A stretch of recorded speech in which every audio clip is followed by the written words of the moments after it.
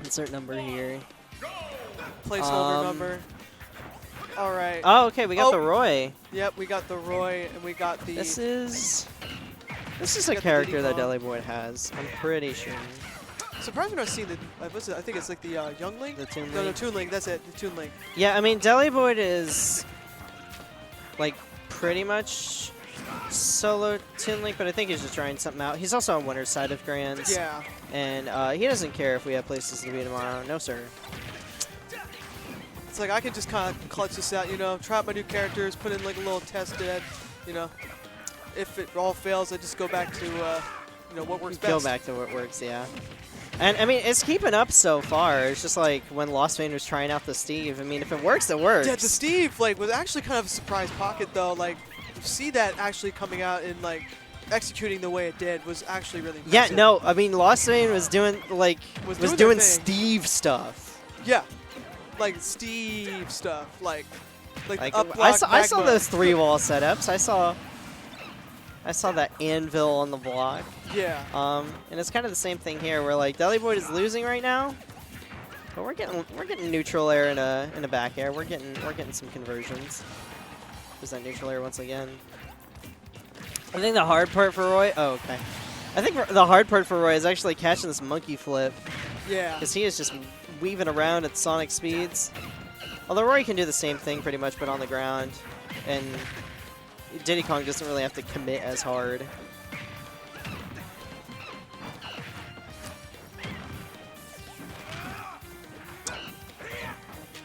Yeah, the thing about Diddy Kong is like they're pretty versatile when it comes to like those distance attacks. You know, they have the peanut cannon, they also have the bananas, so it's like they have more options to really play with to really, you know, attack.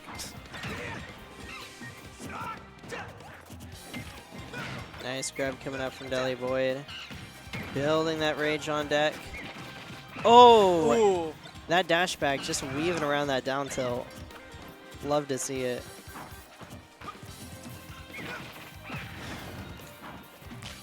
And here we go. Wave bounce side B to stall off stage. Deliboid is down, but can certainly go either way here, of course. Seagull Joe has been very, very consistent with the Diddy Kong lately. And I love that we're seeing more Diddy Kong from Seagull Joe. Going back to the roots rather than the Palutena. I think it's a more expressive character. Oh, we're getting the banana toss out too. We get that back air going. deliboid just making it back to stage, and we have no double jump. Yeah, he gone. Yeah, he gone. But I mean, it was looking good until it wasn't. It was kind of how it goes. Yeah, it was working. Sometimes it's like, you know, it works really well, and then it doesn't. And then you have to go back to the drawing table, and we're going to see what we can pull out with this time. Are we going to see the Palutena, or are we going to see a Diddy Kong? Looks like... Yeah, I mean, I think we're... Oh, we're going to stick it out with the right... Okay. Looks like we're seeing them run it back. I mean, that doesn't surprise me too much. Like, he SD'd, but that was otherwise very close. We have more wiggle rooms. This is best of 5. I still can't tell if this is like we're testing the waters or if the Toon Link just isn't something that's going to work. Because Seagull Joe is not the kind of person that falls for like mid-tiers. Yeah. Or like low-high tiers, which is what Toon Link is. He's a good character, but he's certainly not to the strength of a Diddy Kong or a Palutena. Yeah. Ooh, yeah, that's gonna work on Roy because he's a fast faller. I mean, you can get out of that, but you have to be on point with that air dodge. You gotta buffer that. Yeah. Oh, we nice are back here though. Pretty solid, like we're putting some pretty solid options in the air though. Really taking Seagull Joe off stage. Yeah, I mean he's winning these air-to-air interactions, and like that disjoint is gonna be hard for Diddy Kong to get in on.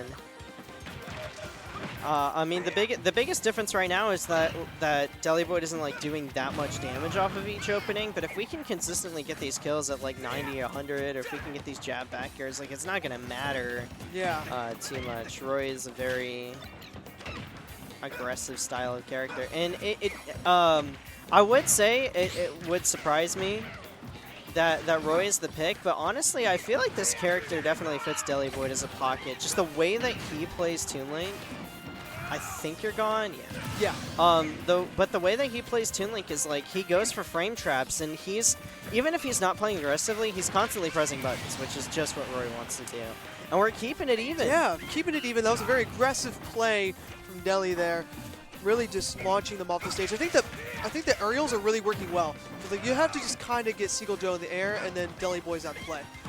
Yeah. As long as deliboid doesn't panic, because he keeps like flubbing his recoveries a little bit and maybe misspacing in neutral. Like, as long as he doesn't panic, he could actually just have this game straight up. Ooh, I like the idea of using the banana to cover one way and the forward smash for the other. Oh, is that going to be it? Nope. Oh, no, we overcommit. Strong recovery. Yeah, good stuff to both players there. Kind of little entanglement over at the ledge, but ends up working out. There we go, neutral airs. Popping it online.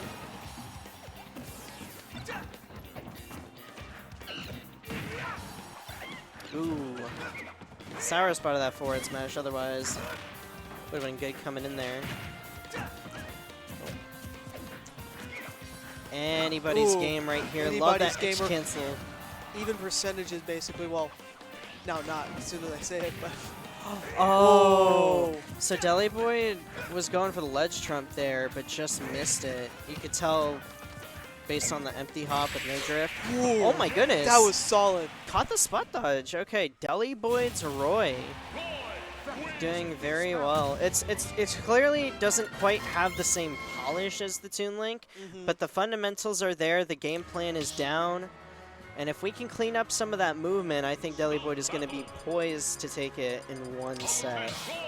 But we do see a switch to the Palutena, and I think this is a better matchup because Palutena has that back air and can actually contend with Roy's range. Yeah. But you don't have tools like Banana, which is very useful for Roy, or for like getting into Roy's space. Because Palu's got buttons, but we don't really have much range. It feels like mostly like his close encounters. Yeah, well, it's also like mostly to that frame data, because Palutena has like okay frame data, but if we don't hit the neutral air, if we're not hitting back airs, then we're gonna struggle a lot. Yeah. Roy can just get up in your face and be super aggressive. And Diddy Kong has the frame data to deal with that, but not Palutena. Or not to the same degree.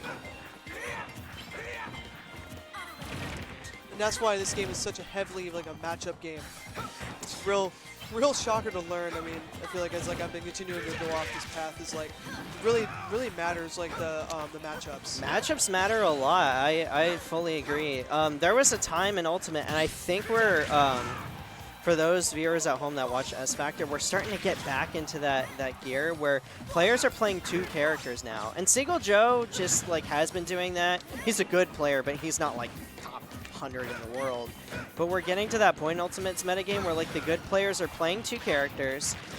They have their good character, and then they have the character that covers those weird matchups. Yeah. And there are some players that at a top level have been doing that for a while. Like Seagull Joe has always had the Palu and the Diddy at the very least. And I've seen the deliboid Roy before, but you know, I think of players like Riddles, who has always had like Terry and Kazi in the back pocket, and also in Kazuya, and also a Roy. I think of MK Leo, I think of Spargo. And I think long-term, playing two characters, maybe three characters, is like, that's the play. Because if you don't play two characters, then you end up being like Sonic's losing to Plant twice in the same tournament to the same guy. That'll happen. Definitely. A low tier. I'm just kidding. We love you. We love you, Sonics. Shoutouts to that guy. Deliboid, though, is holding down the fort in this lead. Seagull just starting to come back a little bit, but has done a great job otherwise of like holding on to this lead. Isn't really doing anything too crazy. And if Deliboid is able to take this one handily, it's going to ask some questions for Seagull Joe. Like, which character do you go next if neither of the characters is working versus the secondary Roy? It might be the Diddy Kong, because the Diddy Kong we were able to see, you know, get a game off of that. So if we can continue that Diddy Kong, it might be the right move if this one does not work out. I might have to agree with you. I think Diddy Kong just being able to pull out that banana in hand. Okay, we're just gonna down smash. Well, sure, why not? You know, just trust in the Hey, process. maybe Trust in the process. Yeah, maybe this Palutena. That's what's it. Trust the process. I mean, this is the last stock. I mean, you never know. But I think that swap off would be a good idea, especially given the fact that it's going to be lower amount of frames when it comes to like the range options, and also you're going to have more range options in general that are going to be less lagging. Yeah, I mean, Palutena is like a big and tall character that's easy to hit. So you saw like triple up air from Seagull Joe. Yeah. That's not going to work on Diddy Kong. No, because like the lower hitbox. Yep. Oh, we're throwing out the side B. Nice dash attack. There you go. That's going to catch Roy's landing very nicely. And all of a sudden, it's right back to even again. Oh, we got the back air on deck. How do we recover? Okay. Nice, slow and patient. Deliboid just going in there, mashing buttons, and Seagull Joe is the one who's playing more methodically right now, which is weird to say because it's just back air, but we're mixing up our spacing. We're crossing up that shield. Ooh. And Deliboid knew that teleport was going to come in, just didn't have the right angle to get that there. But jab back here, and you saw him pop off in his chair a little bit. He was happy about that. Like I really did think the switch from Seagull Joe was going to end up working out, but no. Deliboid had a lead from the very beginning, held down the lead, maintained pacing of the game, and even when it got scary, he still stuck to his guns. But yeah, we're gonna see him sticking it out on that Palutena. It is the character where in Ultimate he's played it for longer at a top level. Yeah. So it is the character he's more comfortable with. I'm down for this. I mean, a safe bet. Yeah, that last game is really close. So wanting to stick it out and not go back and forth, I totally understand. We do have to put 2 down on the board though if we wanna bracket reset. Oh, the double parry. Hello, Deliboid? Definitely looks like Deli's controlling the narrative, really just pushing Seagull Joe off stage. Slightly concerning. Oh! Don't know about that auto radical. That could cost you, Deliboid. Deliboid looks like it's really reading into Palutena's, gameplay and just kind of tapping in, working with what they got, and just right now. Respectfully, I think when you're getting edge guarded by Roy, you have to take a step back for a second because that was not that was great, nasty. Unfortunately. Roy is not the kind of character that just goes off stage like that, but that was a great punish from Deliboid. And Deliboid's not even that kind of player where he'll usually sit back at the ledge and play patiently, and he'll put those setups down. So just having the confidence to be able to go out there knowing that if you miss, you probably die is actually quite crazy, but yeah. It worked out though. Yeah, no, I mean, that for a good confidence clip. is what you need in order to win. For sure. Like, these percents are even, but don't you get it twisted. Like, Deliboid is the one who has been in control for a lot of the game. Yeah, and I feel like whoever controls the narrative really controls the game. Mm-hmm. Getting that downer right there. Going for these uppers. No sweet spot coming out, and we're going to throw out the forward smash. It's not going to work out, but still going to continue to put on that percent. And whoever that takes this stock right here is gonna take the game. Yup, and it's gonna be Deliboid first with that up tilt. Seagull Joe is just panicking a little bit in the corner with the jumps. Here come the double neutral air, the triple neutral air, into that forward air, 38%. We're going to continue to put pressure on that shield. I mean, look at that shield damage. Almost popped that bubble right there. And that's something you absolutely got to look out for, because Roy isn't known for like breaking shields, but you literally can never risk it. Yeah. Just because he has that shield breaker. I feel like that goes for a lot of cases, because like usually when you hold down shield, it's usually the better option because you're able to protect yourself more than rather than just taking all those hits, potentially adding some extra percentages that could maybe even lead to your downfall. Oh, here we go, though. Deliboid putting up the guard, has the advantage. I think... Oh, we just made it back. I think Seagull Joe didn't think he was going to make it back there. I heard him making noises back there like he wasn't sure. Oh, but we get the Nair into Nair. gonna I'm see it. surprised we didn't see Nair jab. Here we go, though. One jab could take here. Maybe a forward tilt at the ledge. Good side B. Seagull Joe knows he's gotta lock it down. Get the Nair into back air. What's the edge guard gonna be? Auto radical, but we missed the down air. Got the recovery though. Yep, just barely able to make it back to stage, and we are even up in terms of these percentages, but one of these players is playing a very different game. We're going to see a bracket reset, or are we going to see the end of KMLocal insert number here? Oh, the back air and the pop-off. Hey, listen, I don't blame you. That was an impressive. incredible masterclass of fundies. Deliboid with the secondary Roy is able to take it out over both of Seagull Joe's characters. Not just one. You didn't eke it out. You got both of them knocked down. You got 2-for-1 offer. Showing that you are the better player on this day. Deliboid taking it 3-1. Congratulations to him. I mean, that was looking kind of crispy. That was really crispy. Like the movement wasn't all the way there, but that advantage state was looking very good. He was playing very patiently in neutral, and he was doing all the right things. So, and even took a few risks and even got some rewards out of it. Yeah, that forward air off stage, like having the confidence to pull that off and punish the auto reticle from Palutena there, like I knew there was a good chance he was gonna win. That was really crazy. All right, well, I'm not going to keep Kyle for too long. He probably wants to get home at some point when it says PM. We're hungry, bro. So, yeah, if you want to keep up with what I'm doing, check me out on Twitter down below. I think the next event that we have on the docket is going to be Insanos on Tuesday. So, yeah, I'm going to pull up that ad real quick. Make sure you check out Dr. Insano's Smash Bootcamp on August 5th. It's going to feature some DMV talent like Oolong and Toa. Oolong's coming back from Japan, baby.